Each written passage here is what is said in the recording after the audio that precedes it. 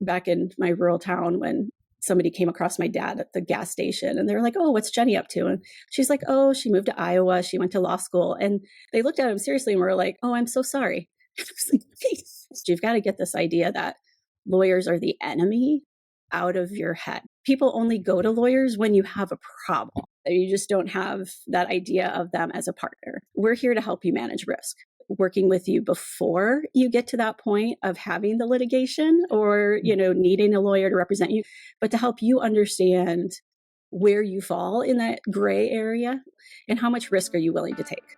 Lawyers are our friends, right? Well, for us at least, communication and the law are very complementary professions. Both require strong arguments and a certain degree of influence. Today, Melanie Wilt is joined at the intersection of communication and the law by her good friend, who just happens to be an ag lawyer and the director of a collegiate law center. They talk trends and issues in agriculture that communicators need to be aware of as they work on behalf of their clients, the role of lawyers when representing farmers, and maybe a little bit of friendly politics from both sides of the aisle. That's all ahead on today's episode of Shooting the Shift.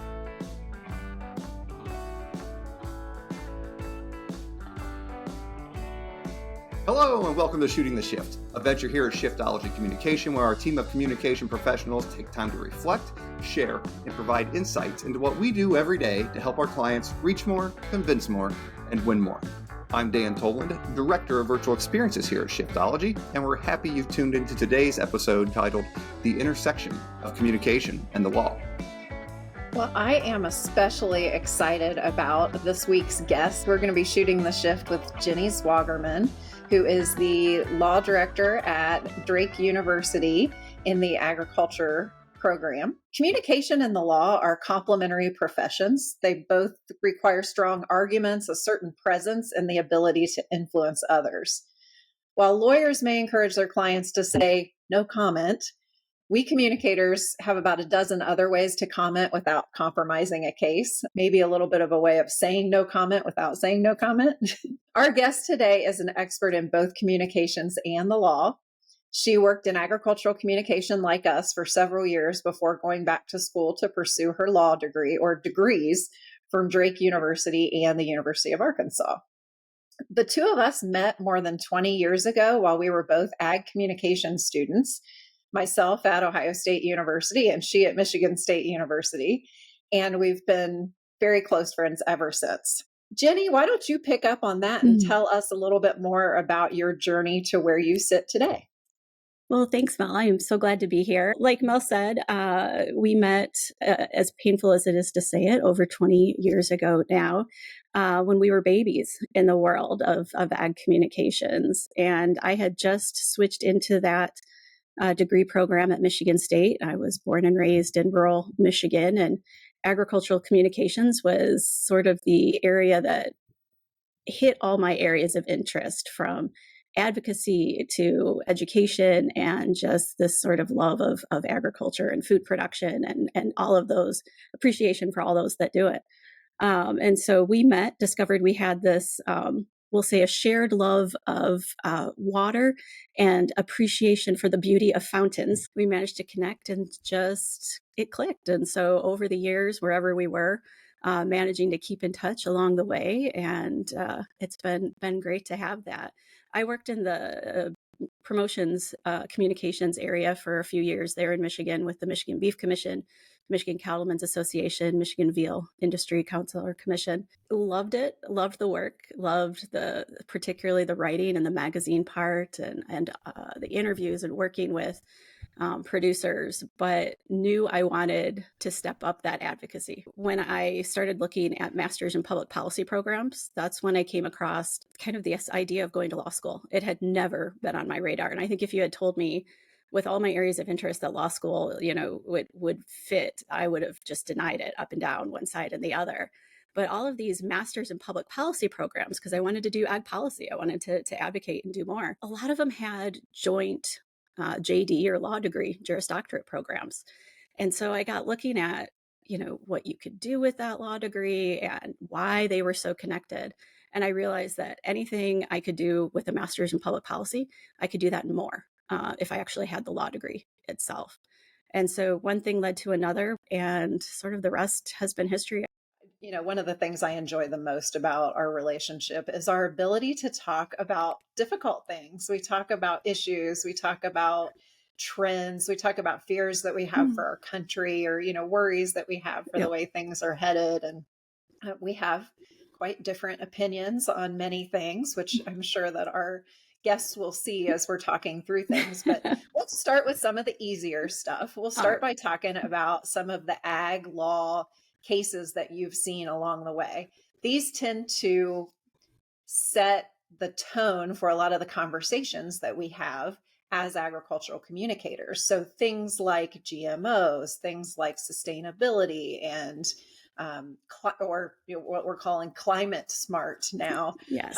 How we approach those through policy, through regulatory approaches, tend to kind of shape the way we talk about them. So tell us about some of the landmark cases that you have gotten to be involved in, the things that you've watched over the years, both as you were practicing and now that you're teaching.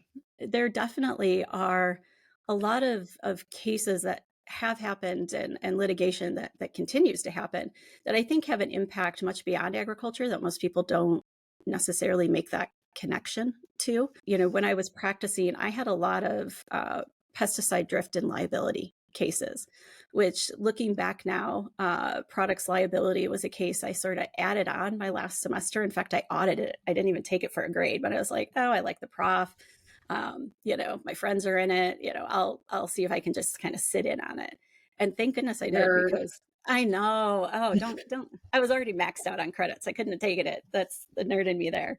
But no, I'm so glad I did, because so much of my work, and if you would think of what is agricultural law, I don't think products liability entered into my mind as to how to describe what it is I do. And it's really something like that changed how I describe what it is to people, and even in my classes.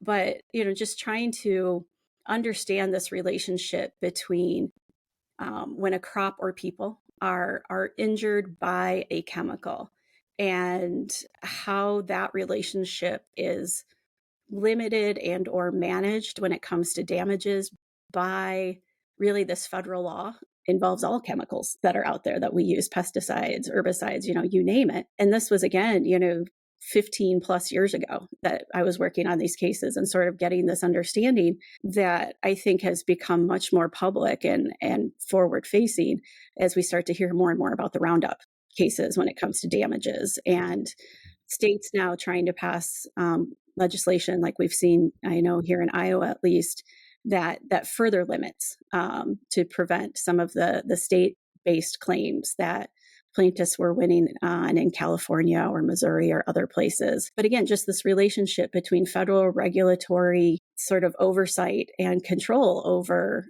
chemical labeling, chemical approval, what that means for those that use it, that apply it, are damaged by it in some shape or form, was something I think that from an early phase in my career has continued to be something, if we want to think about it from a communication standpoint, that is not well communicated. If you ask, the average person, what's FIFRA? And you're like, some weird, thing. You don't realize the extent of the authority and control that those regulatory bodies like EPA have when it comes to even those everyday chemicals that we use in our gardens and yards at home, and the responsibility that we have as users and consumers to actually read that label and understand how to use it, and pay attention to restrictions and all of those types of things. That's one of the things that I often have the opportunity to communicate when people are sharing maybe their fears about how food is produced. They may assume that farmers use a whole bunch of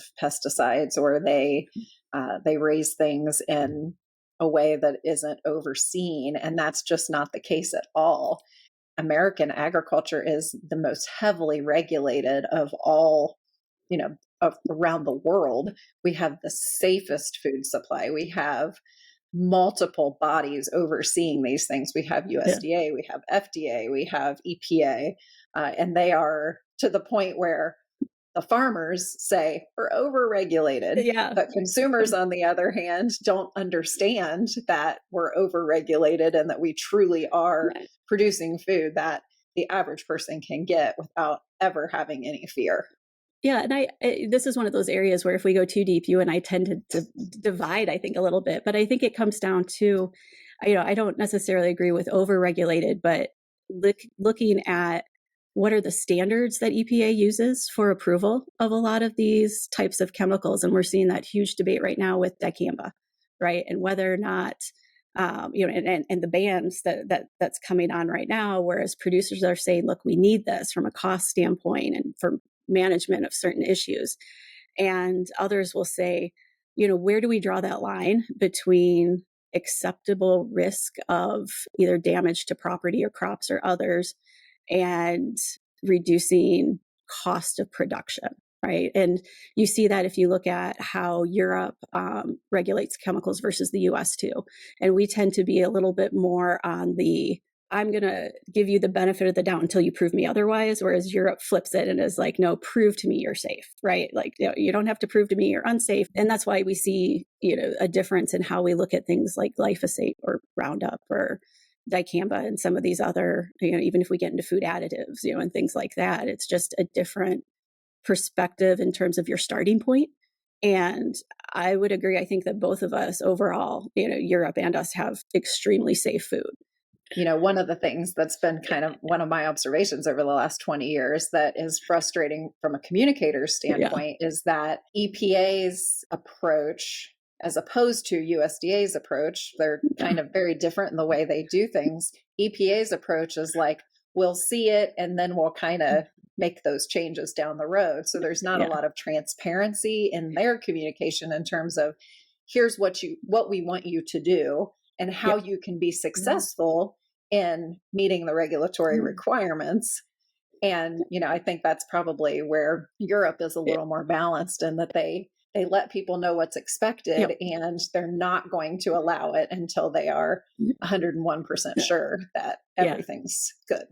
And I think part of that is from an EPA standpoint, and when you're evaluating safety data in particular, is that we tell this to students all the time. If you're talking to a client as a lawyer, right? Like, you don't want to lead them down the path of what you want them to say. Instead of saying, okay, here's the law and now tell me your story, right? And so like, hey, you want to make this claim. Now tell me your story now that I've told you exactly what it takes to be successful, right?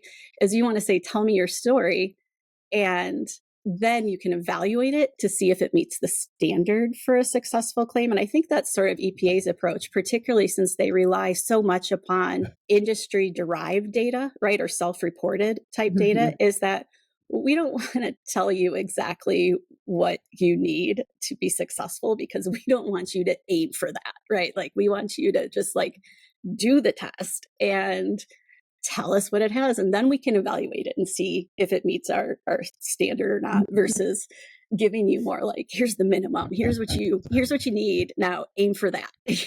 As an elected official here locally, I work with a lot of attorneys, and I've worked with, I can put them in like kind of two main buckets, and then there's a whole bunch of gray in between.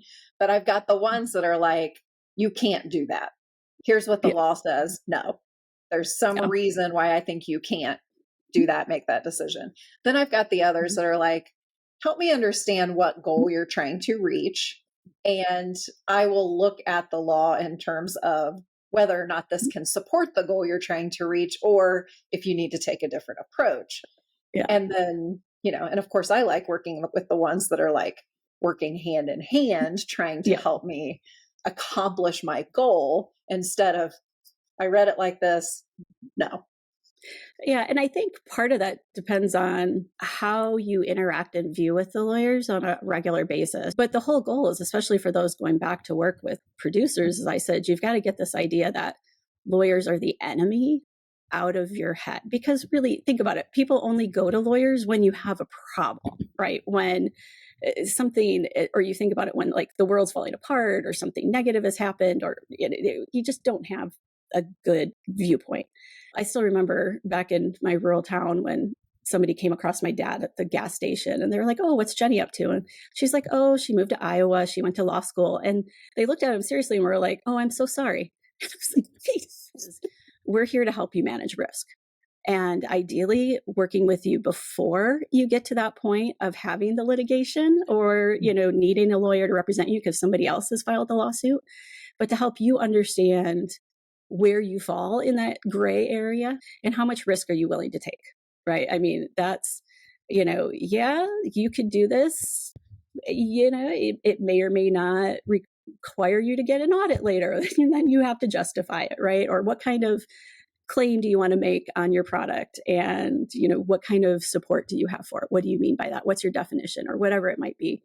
And so, we talk about it from even working on the farm as understanding when it comes to HR or animal welfare, that you're a business that has to understand that all of this does require kind of risk management. And if you're not going to do it because of the cost, that's fine. I just want to make sure you understand that there is a gray area there that you have to understand is some risk involved in it. So one of the big issues that we hear about a lot, very important to us in marketing and communication, is truth in labeling. Yeah. And I know that's something that you've watched for many years. What are some of the things you're seeing today that ag communicators should be aware of as they're choosing words to describe their products and services to consumers, whether those consumers be business to business within the agriculture industry, such as farmers, or if they are consumers that are farther down the chain? If you're working with somebody as a communicator on some sort of labeling, you have to be very careful, because you can have the best intentions, you can have the best word choice, the best documentation. And what we're seeing now is it's not going to stop a lawsuit. You just hope to cut it off at the head, right? And make it as short as possible. And also comes into risk management is how much are you willing, depending on if you have choices in your words, how much risk are you willing to take? So we have some food producer customers that are vendors for larger companies like Costco, like Kroger, like Meijer, who are providing food for them to give, to sell to the consumer. But the customer of theirs doesn't necessarily have all of that detail about sustainability and practices, and they can't trace it back. So the food producers now are starting to really want to own that information and trace that back to the producer. We've found that it's a way that we can really hold up these producers and tell their story about all the good things that they're doing, the sustainability practices that they have put in place, whether it be in the last decade or the last 50 years where they've been doing no-till and waterways. And it's really helped to educate consumers about it, because the customer before the end consumer wants that information to be able to fill that gap where there's a lack of information available.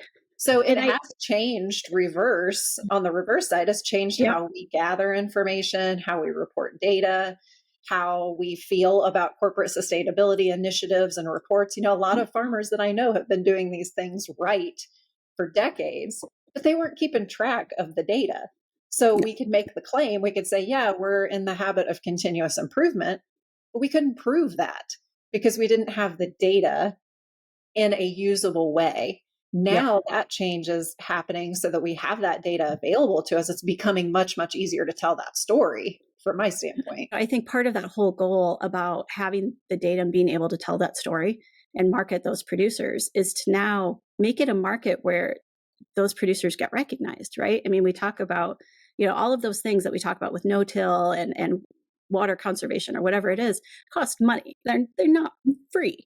And so how do we make sure that, if I'm going to, as the, end producer of this food before it goes to consumers, market all of these awesome things that you're doing, through my supply chain, well, then those that are doing the things that I'm relying on for my marketing should receive some sort of bonus through that. And that could be a higher price for the corn or a higher price. But, it's one of those things where you want it to create a market where those producers, again, who are tracking and have the data and are doing that, can be recognized through some sort of premium for their product. Several years ago, REI did their promise that everything they sold in their store was going to be sustainably produced.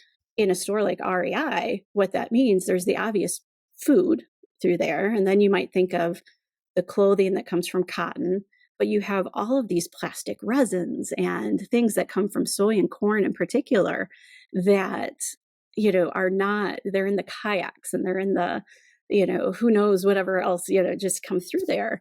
And you start to wonder, like, okay, like, where do they source? How do they source? How do they track this? Like, that's a huge commitment and huge, how far back do they plan to Yeah. try this? Is it just, 2, 3 levels back with production? But that's the type of thing where if you want to contract with somebody to ensure that you meet certain production standards, that you want that premium in there to reflect that, because you are taking on additional costs typically that you won't get recognized for in any other market, because they don't really care about that in particularly, for certain things. But when you come to tracking data, then you get into that whole separate question about data privacy and data security on the farm. Who owns it is one thing, but just what can be done with it, because let's be real, most producers and those at the production level don't have the skills or the time, more than anything, to take all of their data and compare it over the years, manage, and do any of that data analytics, data science stuff. We need other people to do that. And that data itself is generally more valuable in the aggregate, meaning you've got to combine it with your neighbors to see how you're doing comparably. Or if I want to prove that I'm doing climate, sustainable or climate friendly practices, well, I have to have something to compare that to prove it. So I need other people's data. You're either voluntarily, by signing up for programs, giving your access to your data to other people, or sometimes you don't have a choice. Like, I want this John Deere tractor. Well, that means they get all my data. And for certain programs, you automatically agree that they can use your data and in any way. And farmers historically have been extremely sensitive about their privacy They and have been. wanting to keep things that's to why everything was, themselves. that was like the notebook in the pocket, right? Everybody pulls out that little notebook and that's what they write on. And that's what you have. And technology is both amazing in what it does, but, brings its own risks. And one of the things that, you see when it comes to farm data is, we've had, I think a couple of seed companies have talked about pricing based on production, making it sort of this variable pricing structure. And it reminds me sort of like surge pricing, what we think of with like Lyft or like that Wendy's was going to try and stuff like that. But the idea that, you pay this amount and, you get a bonus if production is above this amount, or, these types of things.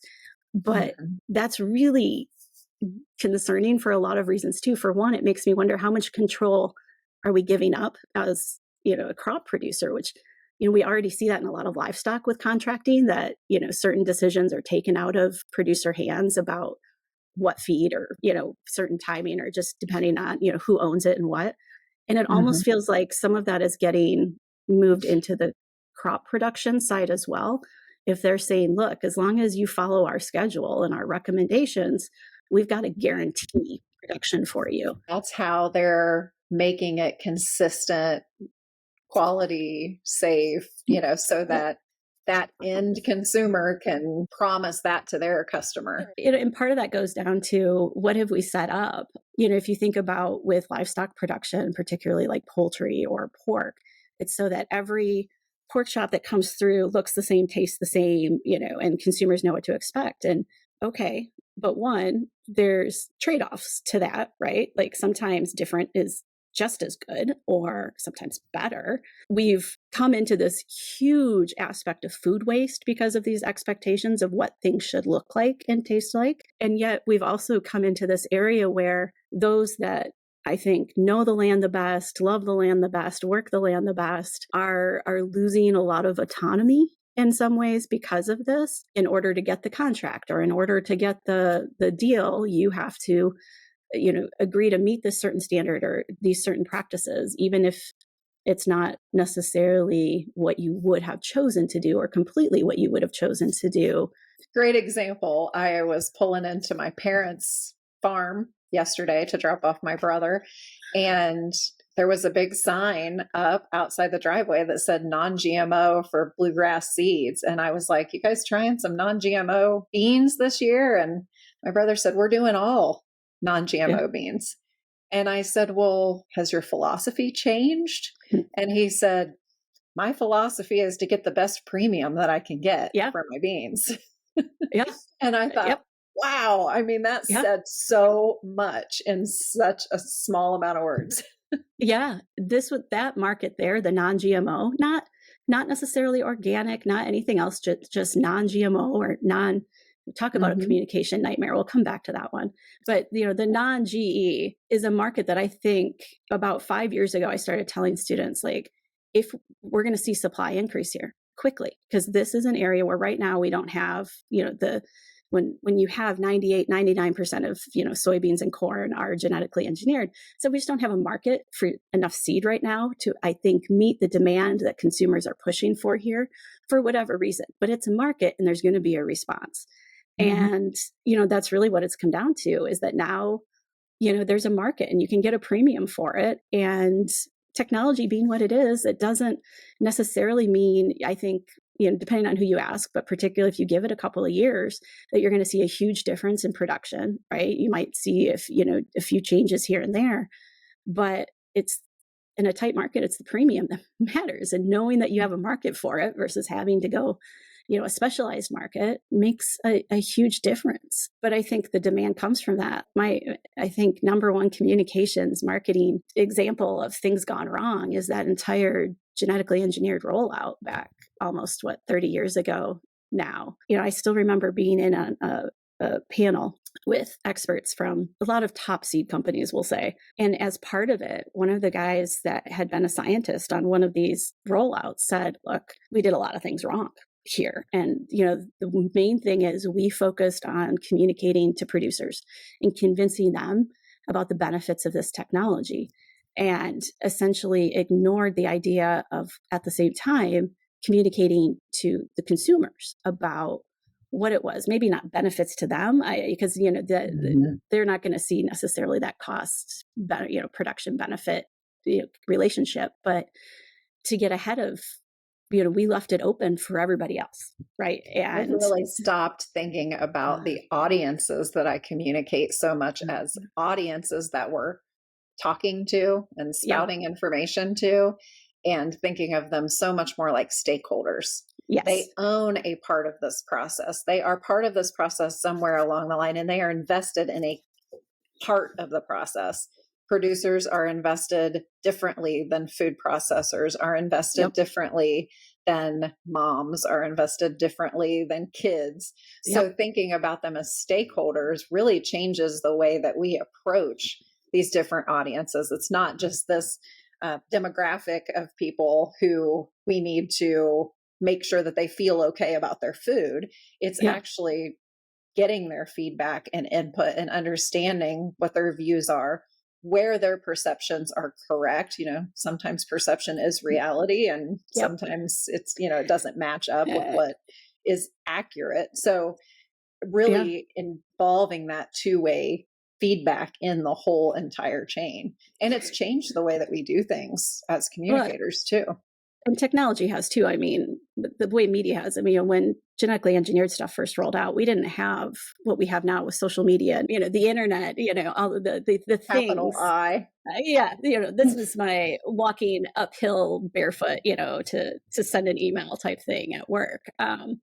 But no, I mean, it really changed. And I think the timing of that rollout in part was bad too, because that was when things started to blow up with technology and the internet and being able to share information in a way that we didn't necessarily have before. And we've seen that grow. It was also just a question of the terminology that people use. I mean, if you ask people now, one of my favorite things is, I show it in every class, but there was a Jimmy Kimmel, like, person on the street type thing that they did where they were asking people, like, what does GMO stand for? Oh, I use that in I spokesperson use training it all all the too. time. Yep.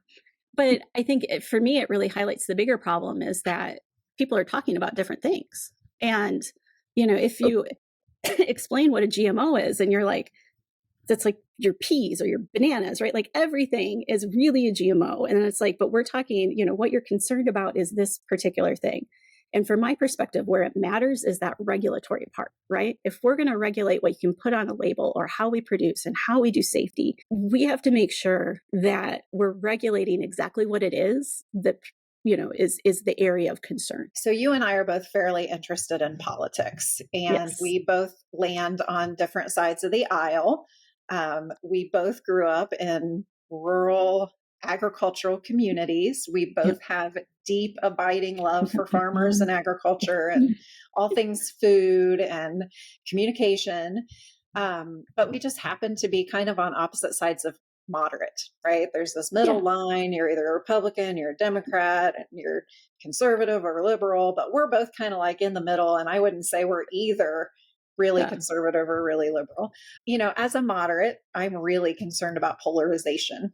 Do you think that trend of polarization will continue? And if so, what do you think we as communicators and legal professionals can do to be part of changing it? So do I think it's going to continue? I think it is for a while. I think we need to get through this next round of election/politics with all involved before we have a chance of things getting into a slightly different realm. And I say that just because people are so invested, one side or No, the other, I on the extreme, that totally agree. I safely think that once we get through this next election, that when we're looking at 4 years from now, both of the major sides, major parties are going to have to be making a shift of some sort, because neither of those two primary candidates are going to be viable for election at that point. So there's going to have to be some sort of shift, and that may actually start to bring more polarization within different, sides of the party. What can we do? I think this is hard.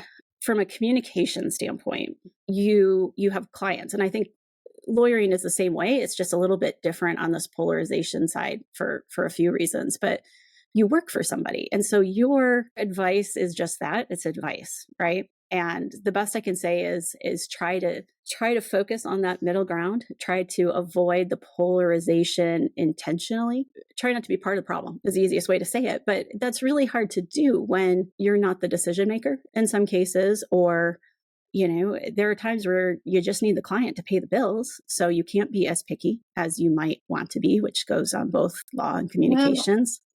when we're making a recommendation, I'm giving my best recommendation. Yeah. It's a recommendation. It's not a decision. It's up to the decision maker to have all the best information that they have, along with my best advice. So Yeah. if they want to do a campaign where they put a red hat on a pig or something, Yeah. I'm going to share with them that I have some reservations about them doing that. And here's why. I totally respect your opinion and Yep. why you think that's great and funny, but let's just talk about the consequences of making a decision like that. And Yep. that's where good communicators come in, to being able to make those recommendations and have them actually stick, and Yep. not deepen the polarization, but create kind of a civil discourse, even if it's just with our clients. But we Yeah. don't want to we want to have our clients be part of the civil discourse, not part of the problem. That really comes down to that idea of risk management again, right? Here's my advice and here's why I think so. Here's the risks you run of, alienating one aspect, or causing a group to feel marginalized, or, undermining, our judicial system, whatever it might be. And, for a laugh, or for a marketing or, aspect, or a PR campaign that, will resonate with at least a certain audience. So, what I mean? It's like, so understanding, like you said, what those risks are. And I think that's where on the legal side, it's important to remember too. I mean, this is where I get cheesy again, but I do, moments in class. At the end of every week, we take like 5 minutes of our last class of the week. And sometimes it's minimal things, but other times it's bigger things, like this idea of, like, with great power becomes great responsibility. By virtue of our education and that legal system and our training, our understanding and our training, not just in how the legal system works, but the process, our advocacy, our writing skills, that you have a baseline power, kind of the superpower, that can be used or abused. And that also gives you a level of respect from certain people, just because when you're talking about issues of law or policy and you're a lawyer, people are like, okay, you're the expert in it, right? So you know what you're talking about. And so there's some responsibility there too, to think about the bigger picture, whether it be one particular issue, whether it be one particular campaign or race. What does this mean for our entire system of law that we rely upon for for everything. If our rule of law, our system of law falls apart, what do you think is going to come up out of that? Do you really think it's going to be a better system of chaos? Our rule of law has survived and sometimes thrived, sometimes not, in ways that what we look at as other developed or successful countries haven't over the years. And they would love to have what we have. Yeah. I mean, is it perfect? No. And I think that's the thing that we've gotten so focused as a society on what's perfect. And there is no perfect. There's some stuff on Pinterest that really looks perfect, though. Oh, the Only we joys could do of politics on Pinterest. It would be perfect. political Pinterest. That would be great. The one thing you learn as much as you try is you're not going to please everybody. And I think we're so focused on pleasing certain aspects of society versus looking at big picture. We're focused more on those who can have influence, right? I think we're falling outside of thinking big picture and thinking about what the long-term implications of short-term decisions. It seems to have fallen off a lot in terms of understanding of government, different levels of government and how it functions, how it works together, who makes the decisions, what property rights mean, what people have the ability and how you influence through that process rather than just speaking your mind. That doesn't necessarily always influence anyone. It's just your way of saying something. Or the idea too is if we don't like it, we like to just ban it, right? I'm not a fan of blanket bans on pretty much anything. And I think that civics education, like you said, is huge. But even that's become politicized, right? I look at, we just had changes to our social studies, which is where civics falls, here, and it's politicized. It's not civics, right? It's not civics, it's not civility. It's figuring your aspects of politics into what we have to teach. And there's a problem. I probably now being in academia are more aware of this than before, but, I never thought I would say I'm happy at a private university, so happy to be at one, because I don't have those same restrictions on having to rethink what I can or can't say in the classroom. When I talk about property rights and I want to talk about who was able to own property, right? And the history over time, I don't have to think about, how I frame it in some way that might go against what our current state universities, even in the law schools, can't talk about the context of laws and policies of the past in a way that you want to talk about them to say is like, here are examples of bad laws, right? And we can show up again, examples of bad communication. And we need to look at them and analyze them and understand them from the perspective of looking at those short-term implications of what happened then. But I think we'll go back to GMOs. It's a great example, right? They're 40 years later, long-term implications that are happening from what were bad decisions, bad laws, bad communication, whatever it was 40 years ago. So we need to look at it. We needed to look at those long-term implications to figure out how not to do that again. And there's so much that I think we focus on, well, that's not what I intended to do, right? That's not what I intended to say or what I intended to happen. But, when you were talking about stakeholders, I think that's perfect, is that you focus on what you intended and don't consider, well, what potentially could happen? What are the unintended consequences, if this happens, if that happens, of whatever law I'm passing? I'll go back to something you said early on. You said, the words you choose matter. Yep. And I think, that applies here too. The words you choose matter, and they need to be thoughtfully selected, anytime you're interacting in these conversations. And you need the law and policy and communication parts hand in hand, because you want in law and policy to draft something that is as precise and concise as possible and, as effective as possible. But the flip side is you have to make sure that what comes out on it, the communication, the education that comes out on that matches. That's the big thing for me is like, are we creating meaning? Because if we aren't, then it's just a pointless exercise in coming up with words that say something, but they don't mean anything to anybody. My husband is a data scientist, data analyst, and I was looking at his resume one time years ago, and I looked at it and I was like, I know these are words. Like individually, I'm like, yes, I can recognize that word and that word. I was like, but like the way that this is put together, I have no idea what it means. Just no idea what it is. I'm like, but those are words. I get them. And so it's like, you can put a lot of words out there and It's like you said, it's this idea of I can say a lot of things without saying no comment. Well, there's a lot of ways to do that. There's also a lot of ways to say something without saying it directly, and a lot of ways to say something indirectly with or without intention. That is a great place to wrap up. I have a million other things I want to talk to you about, and we're going to have to do another one of these. We've got lots of topics that we didn't get to today. Jenny, how can people learn more about Drake University Law School, you, and how can they connect with you? Of course, there's the internet. We have, our website here. It's drake.edu/law. We'll take you to the law school, and from there, you can get into our centers and find the Agricultural Law Center there. There's a link there to my email, which is just my full name, jennifer.zwagerman@drake.edu. This has been really fun. And, just for me, it was just an hour of hanging out, talking to one of my best friends. So thank you, Jenny, for joining us and for enlightening our listeners on ag and the law. Well, thank you. It was my pleasure. And I hope that more folks become interested in that connection between communications and law, because there really is a strong tie, and that idea of risk management plays into both of our work. So I think that's important to share. So.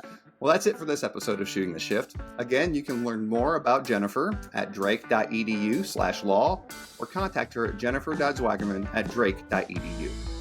As always, you can learn more about us here at shift-ology.com, where you can get in contact with us for a free 30-minute discovery meeting to learn more about the services we can provide. On behalf of the entire team here at Shiftology Communication, I'm Dan Tolan saying thanks again, and we'll see you on a future episode of Shooting the Shift.